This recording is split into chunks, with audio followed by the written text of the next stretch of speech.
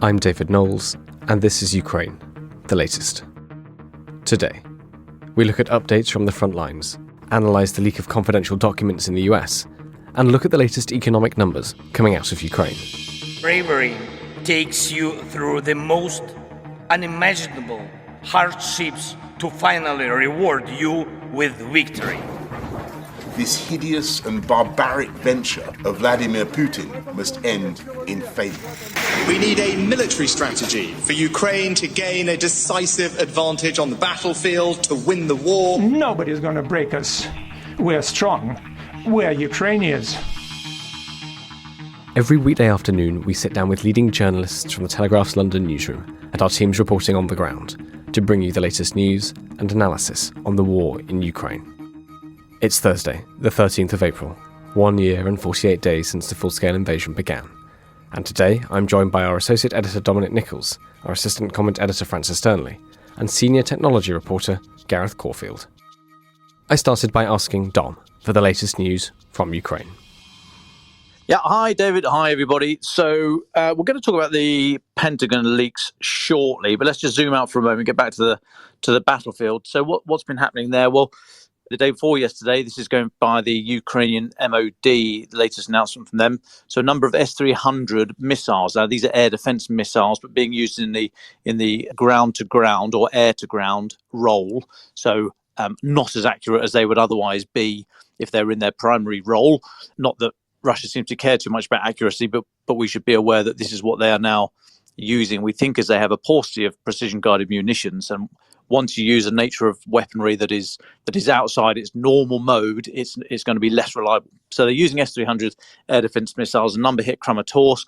So this is about 30 k's northwest of Bakhmut in the Donbass. There were no reported casualties from that. But the Ukrainian MOD assessment went on to say that they're saying that Russia's main effort at the moment is about, if you can picture about a 100-kilometer curve from Liman in the north of the Donbass, kind of heads south through Bakhmut, then southwest to Avdiivka and Mariinka axis. So about 100 k's in that curve there. So Ukraine said 52 attacks were attempted along that line on Tuesday. This is the most recent reporting that I've seen. But interestingly, they say that the Avdiivka Mariinka area, that's to the southwest of that little curve, southwest of Bakhmut, that's where the fiercest fighting is happening now. This sort of chimes with what we've been hearing from Bakhmut, that Russia continues to grind on there, seems to be west of the river, but actually Ukraine is still fighting for Bakhmut. The supply line to the west is still open, although under extreme pressure, and we're not entirely sure what the force makeup there is from Russia in Bakhmut. We heard that Wagner had been supported by the VDV, so Russian airborne forces from the regular army. So quite what's happening there seems to be a temporary truce, if you like, between Wagner and the regular army. But Bakhmut, the fighting continues, although, as I say, Ukrainian MOD saying that Avdiivka Mariinka area to the southwest of Bakhmut is now the scene of the fiercest fighting. I mean, I don't get confused by the geography. Don't worry about the geography here. This is still a very small part of the entire country. There have been no offensives of any real strength from Russia in the north around Kharkiv, Ukraine's second city, or further south around and Kherson. There has been shelling in the Sumy, that's to the north, and the Kharkiv areas, but to no real effect, and not part of some kind of wider push by Russia. It's more harassment shelling.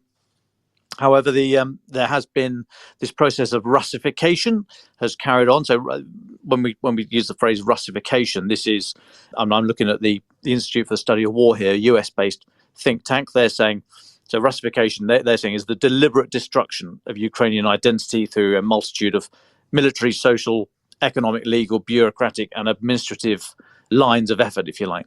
So that effort has continued.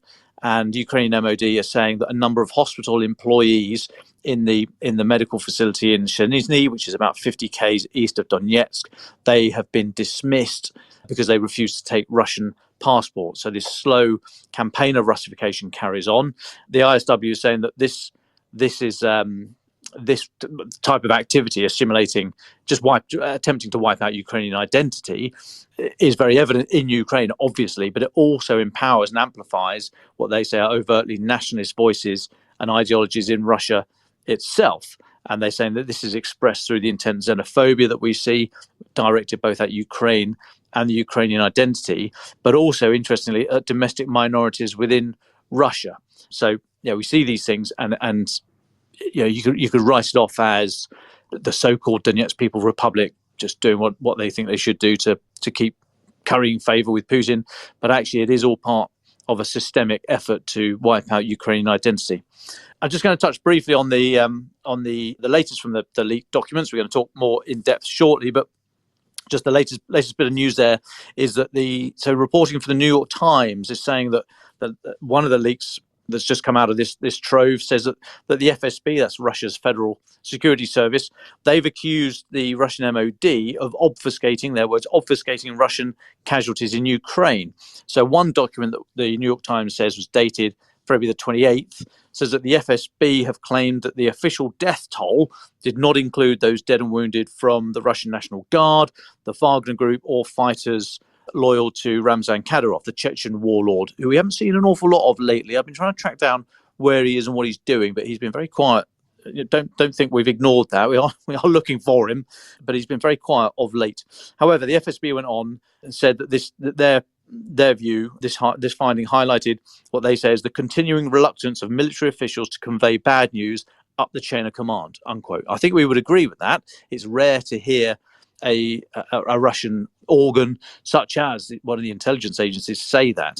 Now, they were complaining, the document they were referring to said that the number of, the FSB are saying that the number of casualties they think is about 110,000 as of late February. So casualties are dead, wounded, missing, and prisoners of war. But they are complaining that the most recent public death toll, which was actually issued back in September last year by Sergei Shoigu, Russia's defense minister, said only that just under 6,000 Russian soldiers had been killed since the war began. So it said 5,937, call it 6,000 for cash. I mean, it's irrelevant. It's a fantasy figure, so it doesn't matter.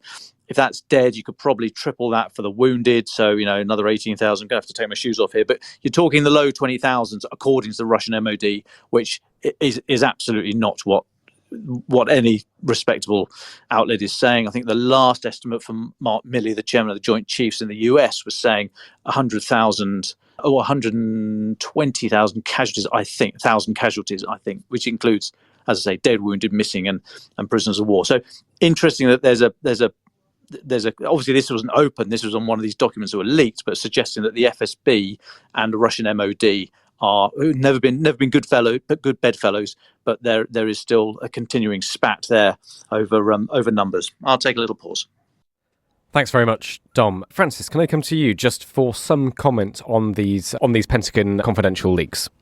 Thanks, David. I just wanted to address something that some listeners have contacted us about, which is the idea that these leaks may in some way be a deception operation conducted by the United States and Ukraine.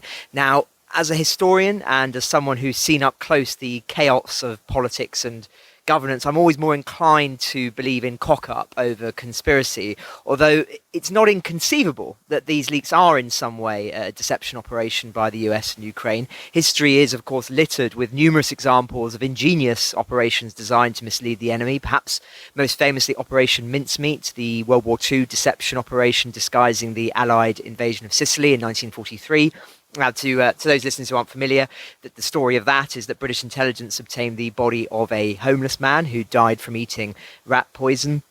They dressed him up as an officer of the Royal Marines and then dumped his body in the sea, with correspondence between two British generals suggesting that the Allies planned to invade Greece and Sardinia, with Sicily as merely a feint. And this was then picked up by the Spanish. They found the body, who'd fed this intelligence to the Germans, and Hitler believed it. And German reinforcements were then shifted to Greece and Sardinia before and during the invasion of Sicily, whereas Sicily received none. There's another famous deception operation from the war, Operation Fortitude, and it was when the overarching deception strategy during the build-up to the Normandy landings in 1944 involved the creation of certain phantom field armies which threatened Norway and Calais, and this false information from a double agent supplied to the Germans meant that they came to believe that the main attack from Normandy that was actually from Normandy would come via Calais. So they kept then large forces there, both before and even after the invasion. And quite amusingly, the double agent, I believe, who has the distinction of receiving military decorations from both Britain, I think he got the Order of the British Empire, and also an Iron Cross from Germany, even though, of course, he was working for us. But all that said, the fact that the individual concerned seems to have been identified. The Washington Post, they don't name the individual, but they've talked to people who are involved in the Discord server, which I know Gareth is going to talk about in a bit, and say that they've got a sense of who this might be. That would suggest that this probably isn't one of these operations, although interestingly it will still lead to Russia having to adapt their strategy in case it is some kind of deliberate deceit. Knowing the Russian paranoia, I imagine there'll be many in the intelligence community who believe this is some sort of ruse from the West. So, there's a lot of evidence that this is genuine, that there's real cause for some concern of the analysis, although there are a lot of caveats to throw in there, as we've discussed this week. But it's not inconceivable. And I thought I would just flag some historical comparisons as well. But I know that Gareth and Dom will also have some further thoughts on this. Thank you, Francis. Well, can we just bring in Dom at this moment just for a quick comment, and then we'll go to Gareth Caulfield? Yeah, so just for wider context, so we're all on the same page. I mean, this is the dump of, over some number of weeks, of hundreds of documents, protectively marked documents from the US by an individual that started off with just the text of the documents being typed out, and then subsequently morphed into photographs of the actual pages that this individual had managed to get hold of.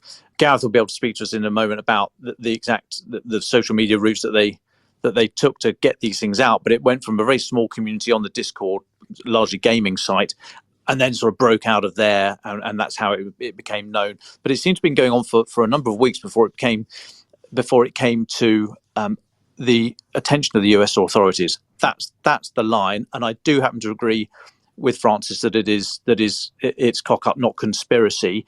However, we do have to address this. Okay, if you wanted to do a major intelligence function here ahead of some counteroffensive, you'd need to be big, you need to be bold, you need to put a lot of thought into it. So we can't discount it. I don't think we're totally there yet, but we should discuss it. And I'm minded to recall Churchill's words about the truth. He said the truth is so precious it has to be attended to by a bodyguard of lies. Okay, so we're in murky territory here, and we shouldn't spin ourselves out of control, but it is worth a discussion here. So the big thing that came out of these leaks, for me, the biggest area was the acknowledgement by the US, supposed alleged acknowledgement by the US, that Ukraine's air defense is weak in terms of quantity. And on the current rates of use, they would be out of missiles, some by the end of March and others by sort of April and May.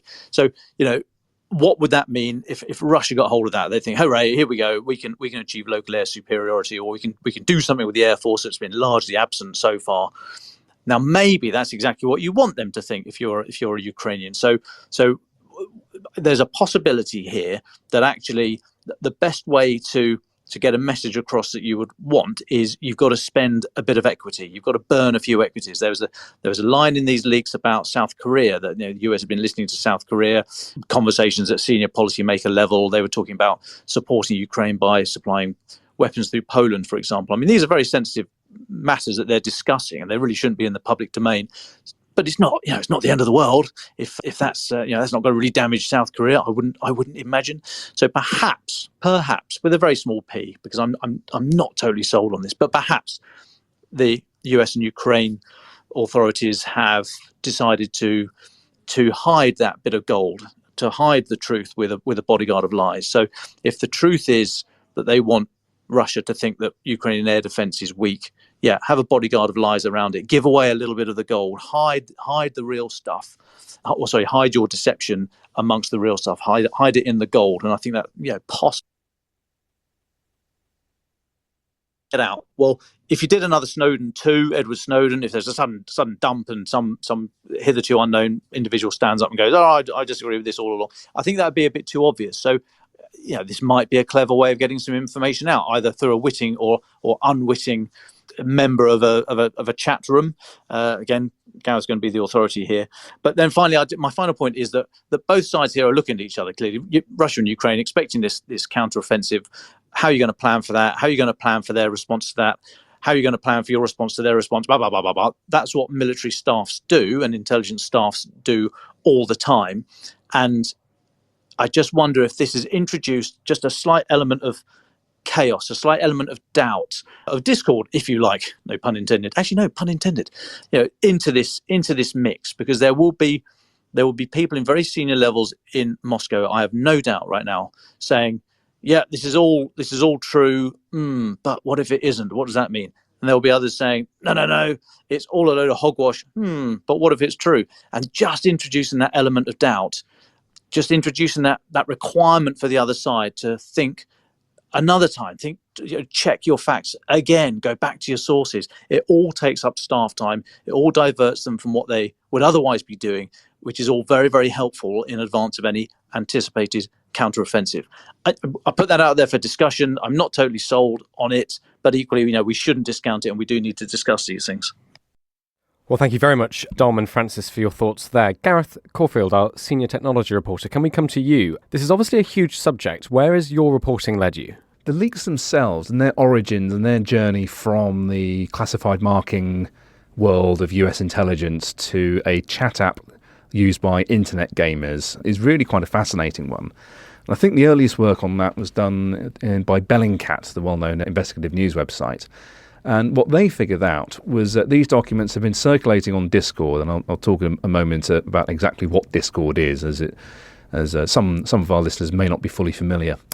But they seem to have gone from the US sort of intelligence environment, if you can put it that way, onto this Chat for Gamers app via one particular individual who, it seems from what we've got in the public domain so far, was trying to impress his online friends by showing them the nature of the information he had access to through work, and sort of trying to stimulate discussion and maybe a bit of sort of young male bravado by saying, look at what I've got, isn't this amazing, you're seeing the unvarnished truth here, look at me, look at what I can give to you people.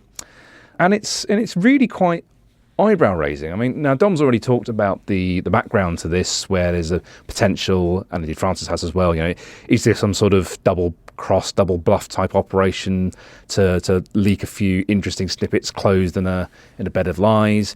The public reporting so far is running on the theory that this is literally just a young, I think it's actually the Washington Post has spoken to some of internet mates, but they describe the individual at the centre of all of these leaks as, quote, a young, charismatic gun enthusiast who shared highly classified documents with a group of far-flung acquaintances searching for companionship amid the isolation of the pandemic. What that means is, there was now, just to sort of go back on myself slightly there, Discord. First of all, what is Discord? If you understand what Discord is, then the sort of eyebrow-raising, oh my goodness nature of these leaks really sort of becomes much clearer. Now, Discord is an online chat app for gamers. It's very much a sort of live text medium. You can do video game streaming. You can stream your screen through that. You can have audio conversations with your friends. You can share GIFs, images, files, and what have you. And I say gamers, it's very much aimed at gamers. If you want to stream a game to your mates, you want to have a little sort of private chat space, not dissimilar from, I guess, a WhatsApp group or something like that, if you're familiar with all the sort of modern messaging technologies. Now, Discord is very widely used, especially on the younger segments of the population. And the idea that classified documents, protectively marked documents from the security environment, are turning up on Discord is absolutely stunning, mostly because a lot of people in the wider world are saying, what on earth is Discord? How have these got on there? And partly because also it's Discord. It's a thing for gamers. It's a sort of youngish people go to hang out there virtually with their mates. This is not a place where you would ever expect intelligence documents to appear, much less be circulating around. But what seems to have happened is that this chap who apparently calls himself OG in youth slang, original gangster, the sort of, the big I am, the tribal leader, if you will, sort of that sort of sense is what we convey with letters OG here. Anyway, our chap OG appears, so it's suggested, to have been working at a US government facility with a security clearance. And amid the online isolation of the pandemic and all of that, has sort of been trying to show off to his online mates and saying, like, oh, yes, I know what's really going on here. Oh, do you see that incident in the news the other day? Well, here's what we really know, sort of thing. And the suggestions from the public reporting so far is that as time went on, his group of sort of 20 or so internet friends from all over the world, not just the US or Western countries, but allegedly there were people who may have come from Ukraine and from Russia as well in his 20-strong private Discord server.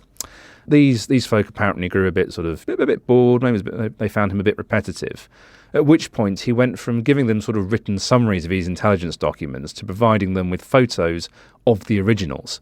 And that's quite eye-catching because, of course, the theory goes is that the protective marking scheme and the security arrangements around these documents are explicitly supposed to prevent people doing things like printing copies, taking them home, taking photographs of them and uploading them onto the internet. Now, Discord themselves have issued a statement today which says that they are actively cooperating with US law enforcement in tracking down OG and his real-world identity. And I speculate that he may be helping the police with their inquiries in a very short space of time. But one of the things that the general intelligence communities tend to do with all these kind of online chat platforms is they sort of proactively scan. They occasionally sort of say, well, we just have a look and see what's out there, what's publicly accessible, make sure that nothing that we don't want to be out there, nothing originating from within our files has got there. And one of the working theories about how these documents were able to circulate for so long, they seem to have been around for a few months now. One of the theories about how they were circulating for so long is because this chap was taking photographs of them as opposed to uploading digital originals or fully digitalized copies, is that they were able to evade the usual sort of online scanning that the agencies do. So usually you upload a file, it has a particular fingerprint or signature, and you can easily run a check to see if anything matches that signature. But photographs of what are described in the reporting as crumpled pages or with slightly off-centre or clutter in the background sort of thing tends to upset that signature-based scanning process. So the working theory is that these leaked documents were able to circulate on Discord for so long precisely because they just happened to be in a format which evaded the normal sort of fingerprint-based scanning stuff. So that I think is quite the eyebrow-raising point, really. And as Dom sort of hinted at already, these have been in circulation for quite a while. The most recent ones out of the, I think it was 300-odd, which are rumoured to be out there, were dated early or mid-March. So this is fairly up to the minute as leaked documents go. And there are comparisons to be made, I suppose, with the Snowden leaks. But the motivation also, we may go on to talk about that, but the motivation of OG, I think, is quite different from the, what you might call the ideological leak as we've seen in the past. Whereas folk like Edward Snowden, the NSA contractor who famously leaked lots of documents and said he was opposed to what the agency was doing all the way back in 2013, what OG seems to be doing is literally, as far as we know, showing off to his online mates, which is quite a different sort of threat profile, to use the cybersecurity lingo here, to the sort of this person imagining himself as the brave white knight crusading to expose wrongdoing. No, in this case, it looks so far like OG is simply saying, "Hey, look what I've got, guys! Isn't this great?" So yeah, the tracing the path of these leaks through Discord and then through the wider world of the internet. I think we've already hinted at the Russians having apparently obtained copies and not very subtly altered some numbers in them, suggests that casualties taken in Russia were much lower than the intelligence estimates apparently told us, and all that sort of thing. That's fascinating, Gareth. Thank you. We'll come back to you. Dom, do you want to just jump in there? You had some interesting information about how the United Kingdom treats secrets. Well, yeah, I was just going to add, a very simple security measure that is employed in the UK is that secret and above documents are printed on pink paper because they have a separate printer which hopefully logs everybody who requests a print. So anyone who just late at night tries to print off a load of stuff to supplement the pension, that's going to register. I mean, this is fairly low level stuff. It can be circumvented. I mean, by replacing the pink paper with something else for starters. But it's just another hurdle to get around. But also pink paper, if you're on a certain level or in certain departments, certain offices where you are not handling secret information, then if there's any pink paper in there, then questions should be raised. Or if you're walking around carrying this stuff and it's not correctly secured, because you shouldn't just be walking around in certain places with secret documents, then so these are all very, very low level stuff. But Now, as with any system, it's a bit like the cheese, the holes through a cheese. Eventually, they will all line up, and a mistake will happen. Same with aviation security, but I digress there. But eventually something's going to go wrong. But these simple measures might be the thing that breaks the link on the way to either an accident or a big intelligence malfunction, as here. So, I'm not sure that would have necessarily worked in this case, because clearly, well, I say clearly, we don't really know, but it looks as if this guy has grabbed what he's able to grab and then photographed what he can. But there are some very, very low level procedures that should be in place, starting with vetting as well, vetting of the individuals to see if they are sufficiently, or if they have any sort of narcissistic bent, to be honest, that they might want to put themselves in a position of leadership and showing off to their mates. If anybody who gets off on the whole kind of, I've got a secret you don't know, oh, go on then, tell us. Oh, all right then. That's not healthy in a security establishment. So there's all these procedures that are in place, but quite frankly, if somebody is motivated enough to do these kind of things, then you've got to be careful and active to catch them. And it seems that this one's got through the net, all of which does suggest that they are genuine. I agree with Gareth that this guy seems motivated by his personal standing, which suggests that the information is accurate. But because, I just come back to it, because it was out there for so long, how do we know that the US authorities didn't pick up on this, and then fighting their initial urge to say, right, shut the whole thing down right now? Maybe somebody said, hang on a second, hang on. How do we turn this to our advantage? Right, here's a plan. Why don't we let it run and feed in a bit of information? So I don't know. I'm speculating, open for discussion. But yeah, I don't think we've certainly not heard the end of this issue yet. I think we've probably seen the end of the leaks, because whoever OG is, and I'll look to our own in-house OG, Francis Durnley, to opine more widely on this. But I would have thought that the whole system now will be looking for this person, and he or she is going very quiet. Thank you very much for that, Dom. Yeah, it's clear from everything you're saying that we're very much in the middle of this story. Gareth, from what you're saying, we're in the process. We're not looking back at something and explaining how we did it. We're in the middle of trying to understand what's happened and speculate and analyse. Gareth, what happens now? Like, what will you be looking at now? Where does this story go? And then I guess we're sort of a fairly simple question is what if they find this? If they find OG, what's going to happen?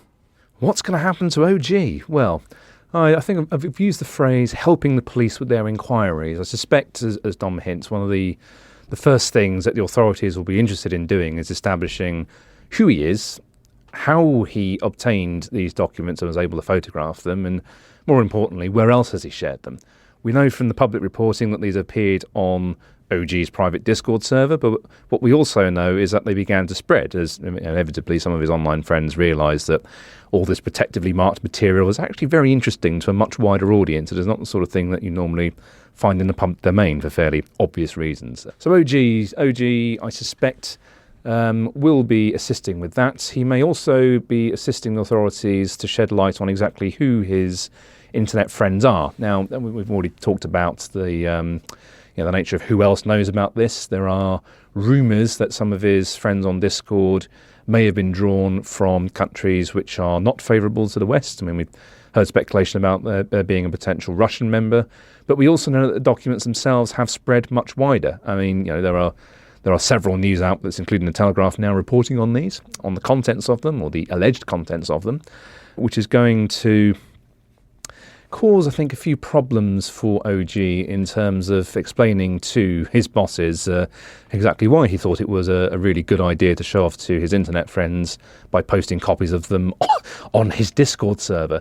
Now, one of the things which is probably relevant from the tech point of view about Discord is that the way it handles file sharing, just stick with me here, the way it handles file sharing is that all the files are uploaded to Discord servers. Now, if you know either the direct web link to where that file is, or if you're an intelligence agency, you might perhaps know exactly how that URL is generated, then you can scan Discord, as I sort of mentioned earlier, and you can see what's being uploaded there. You can download copies of them automatically and just scan them, or maybe have a leaf through and see what they are. Now, the suspicion I am working on here is that if the Western intelligence community has been able to start doing that now and identifying all these files. They may also be able to start identifying where else those files have cropped up online. So one of the next things I think we're going to see in this story is perhaps a bit of speculation or rumour about which other countries may have downloaded and acquired them. From the intelligence service point of view, I suspect that these are now effectively public domain, that they have been lost control of, that their contents are now well known and out there, and that the best that the agencies can do is possibly throw a bit of shade on them, to use the phrase. So yeah, I think in summary there then, I think the next things we're going to see are OG helping authorities with their inquiries. I think OG's real-world identity may soon become public knowledge. I suspect that we're also going to see some very interesting revelations coming out about the alleged contents of these documents. And I think actually Dom may or may not be talking about one particular instance which appears to have light shed on it by them. But with that, I'll go back to you, David. Well, thank you very much for that, Gareth. That was absolutely fascinating. We'll definitely bring you back soon. Francis Turnley, can I turn to you? What are the latest political updates that you've been looking at? Thanks, David. I was going to suggest that we start calling Dom the original gangster. He is the oldest amongst us, after all, but subject for another day. There's a plethora of political stories today. I'm going to start with economics, because we hear that Ukraine's gross domestic product fell by 29.1% in 2022. That's according to the country's statistic agency. The government has said it's a result, unsurprisingly, of the Russian invasion, which led to a significant loss of Ukrainian territory and damage to industry. And they've also indicated the hardest hit sectors of the economy, the most significant drop being in construction at 67%. There's also been a decrease in the processing industry at 43%, energy 32%, the mining industry 32%, trade 30%, and agriculture 28%, all extraordinarily high figures. And as we've reported in the past, Ukraine is receiving substantial economic support from Western countries in order to keep in the fight. And there's also long-term planning as to rebuilding the country after the war. In that space, interestingly, yesterday the World Bank said that it was ready to do its part in rebuilding Ukraine, but that international financial institutions can't shoulder the sums involved alone, and that Western European countries would have to chip in. That's directly from the World Bank president, David Malpass, and he was speaking at the spring meeting of the International Monetary Fund and the World Bank, and he made quite an interesting speech, actually. He was talking about how the World Bank had played a big role in rebuilding Europe's steel industry after the Second World War and could play a similar role in Ukraine, but then spoke about how, and this is a quote, the size is daunting, and he cited a recent estimate that it would cost $411 billion to rebuild the Ukrainian economy, or 2.6 times what its expected 2022 gross domestic product would be.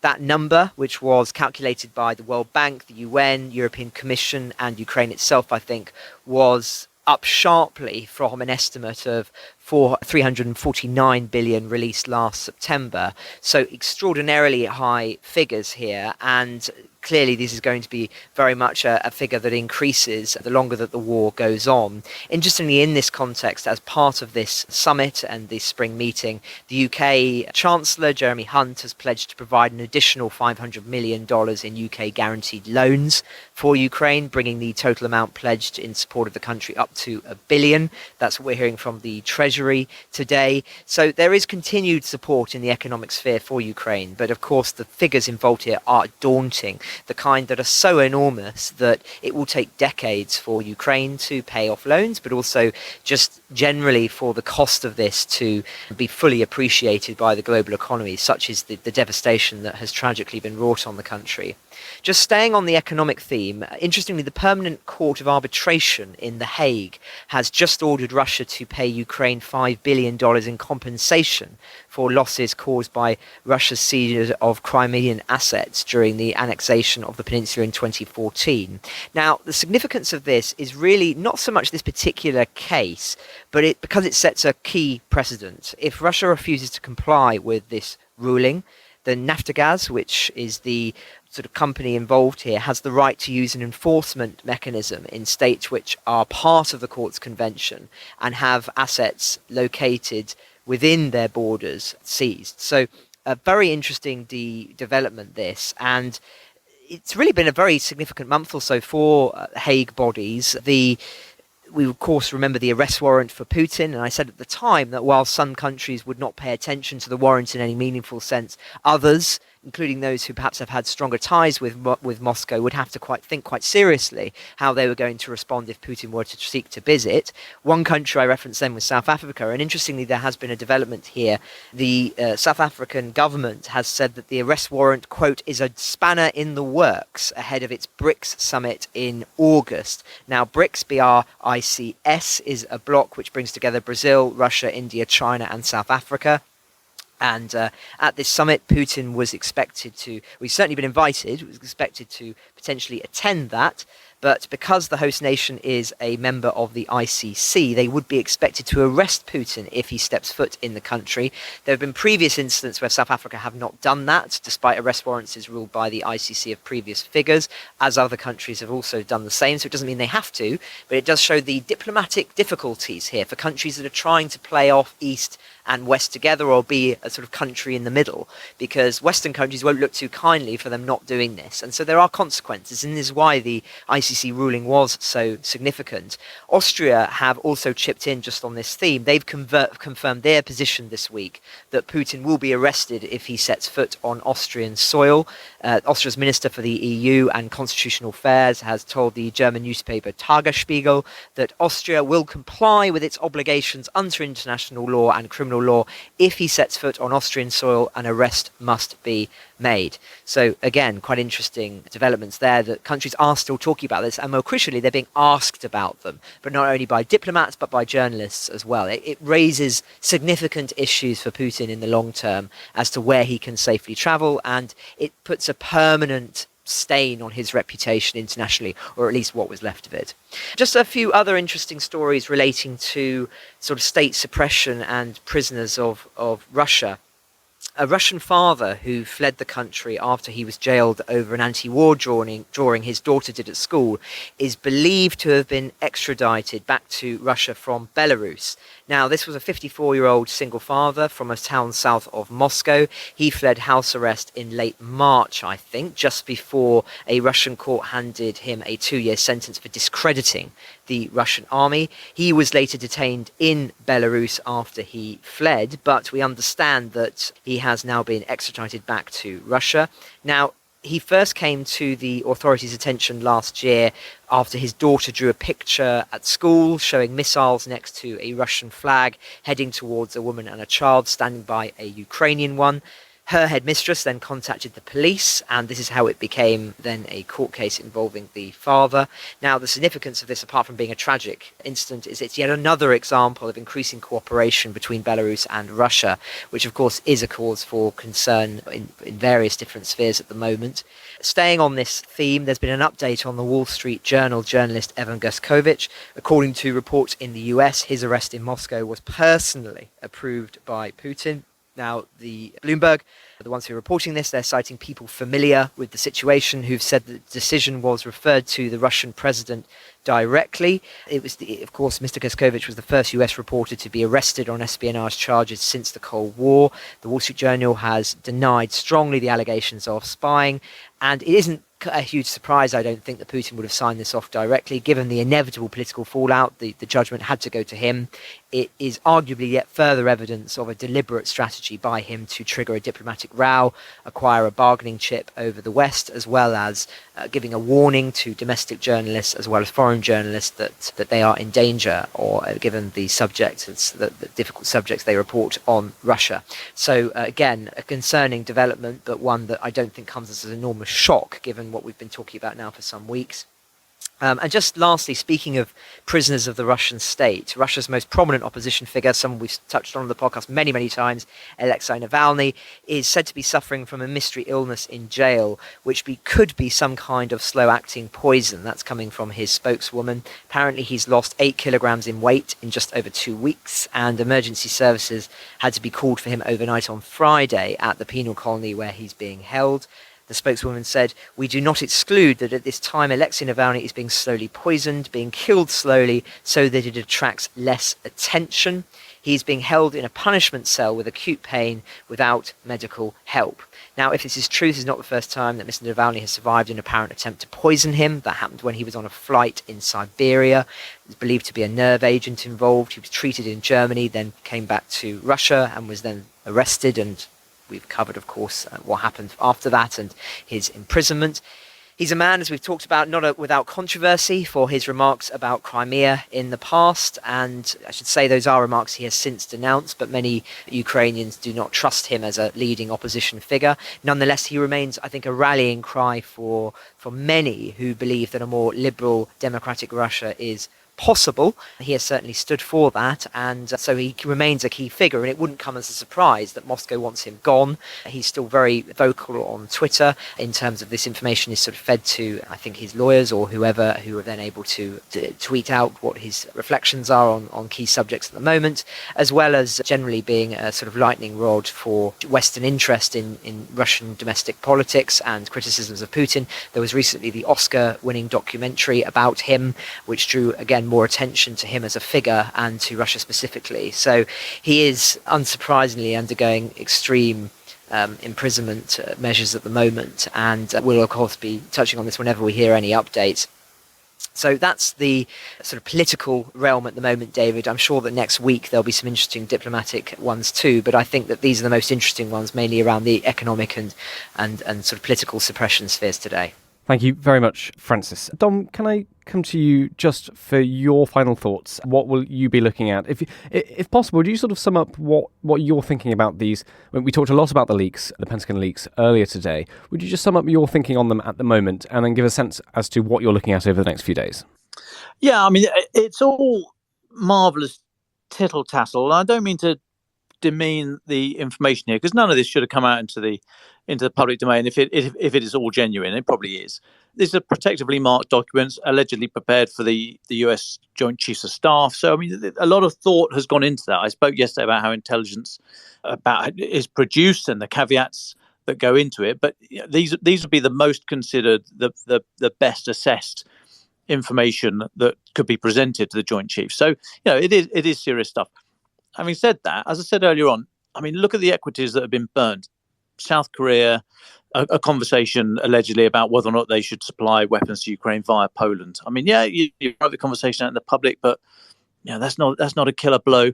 That the US is monitoring the UN and up to and including the UN Secretary General. Again, don't think that's news really. So it is a huge amount of colour, and it's embarrassing, and the ability for it to get out is regrettable, and there'll be huge questions to be asked about how that can happen.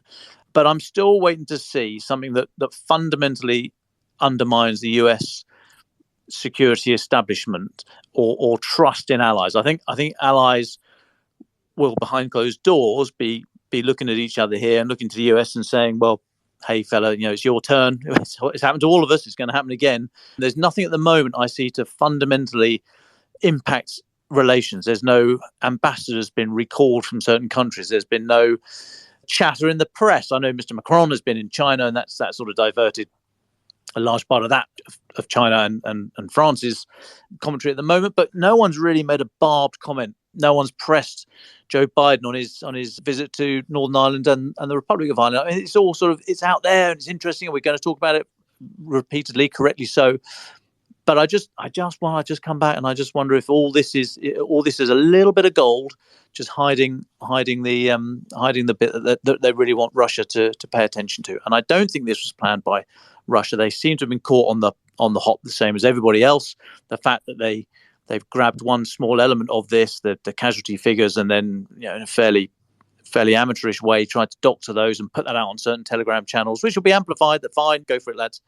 They were caught on the hop as much as anyone else. So we just got to get it into perspective. It shouldn't have happened, but I can't see any fundamental damage to the external international support for Ukraine at the moment from this. Thank you very much, Dom Nichols. Francis Sternley, would you like the very final words? Thanks, David. I touched earlier on the strategy for rebuilding Ukraine after the war is over. Now, historically, Those countries who've survived calamities have a remarkable ability to adapt and rebuild, and the Ukrainians have, of course, shown themselves more than capable of that in the last year or so. But I just wanted to, I suppose, underline the fact that there is a big difference between a wound healing and a lingering scar. I recall there was a study of, I think it was about 20,000 people from over a dozen countries who survived World War II. And I think it was around 3% were more likely to have diabetes as adults and 6% more likely to suffer depression. These may sound like quite low figures, but that's before you even begin to feed in the impact of war on children, on economics, which of course costs lives. Of course, in Ukraine at the moment, as we analysed a month or so ago, there have been thousands of children who have witnessed unspeakable horrors, who've had their education profoundly disrupted. These are all things that take generations to combat and to fully get over. It leaves an indelible mark, and we've received several pieces of correspondence from listeners recently describing the imprint that war, modern ones, more historic ones, have left on family members, psychological scars that were buried for decades. And so I just think it is important to remember that rebuilding a country physically, in terms of buildings, in terms of lost economic might, as it were, is one thing. But rebuilding a society and rebuilding a human mind is quite another, and something that is a very much a long-term project. And that's really a key thing here, is that I still think there are some people who think that the war in Ukraine will end, the country will rebuild, and we can move on with this, and hopefully the world can perhaps return to some of the stability that we saw. I say stability in the loosest possible sense, given the war started in 2014, but I digress. That some sort of stability that we were used to, say, in the 1990s. But I think, that actually the most important thing to remember is that this is going to take years and years and years to resolve in a meaningful way. And this assumes, of course, that Ukraine wins the war and gets the absolute victory that it is fighting for. And the West has to be aware of that, in terms of the long-term investment that's going to be required, and of course the enormous challenges that are being posed for Ukraine recovering from this devastating war. So that's my final thought, David. I'm off now for the next few days, but I'll be back next week, and we'll be talking, I'm sure, about some more interesting developments in this space. Ukraine the Latest is an original podcast from The Telegraph. To stay on top of all of our Ukraine news, analysis and dispatches from the ground, subscribe to The Telegraph. You can get your first 3 months for just £1 at www.telegraph.co.uk/Ukraine the Latest. Or sign up to Dispatches, our Ukraine newsletter, which brings stories from our award-winning foreign correspondents straight to your inbox. We also have a Ukraine live blog on our website where you can follow updates as they come in throughout the day, including insights from regular contributors to this podcast. You can listen to this conversation live at 1 p.m. each weekday on Twitter Spaces. Follow The Telegraph on Twitter so you don't miss it. To our listeners on YouTube, please note that due to issues beyond our control, there is sometimes a delay between broadcast and upload, so if you want to hear Ukraine the Latest as soon as it is released, do refer to podcast apps. If you enjoyed this podcast, please consider following Ukraine the Latest on your preferred podcast app, and if you have a moment, leave a review, as it helps others find the show. You can also get in touch directly to ask questions or give comments by emailing ukrainepod@telegraph.co.uk. We do read every message. And you can contact us directly on Twitter. You can find our Twitter handles in the description for this episode. Ukraine the Latest is produced by Louisa Wells and Giles Gear, and today on Twitter, Claire Hubble.